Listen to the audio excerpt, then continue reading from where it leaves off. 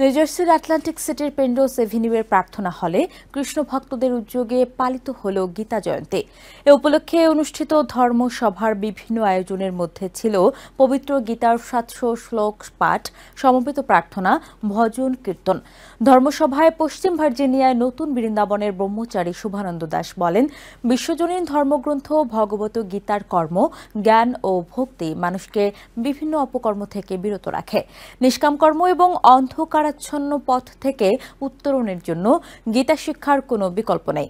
কৃষ্ণভক্ত সুমন মজুমদার, তৃপ্তি সরকার, আন্না মিত্র, দীপঙ্কর মিত্র, Ganga Saha, Mary দে, দীপা দে, জয়া সহ অনেকে ধর্মসভার বিভিন্ন পর্বে অংশগ্রহণ করেন। এদিন কৃষ্ণভক্তদের অনেকে গীতা জয়ন্তী উপলক্ষে গীতা দান করেন। নিউ ইয়র্ক থেকে সম্প্রচারিত TVN 24 টেলিভিশন বিশ্বজুড়ে বাঙালির কণ্ঠস্বর।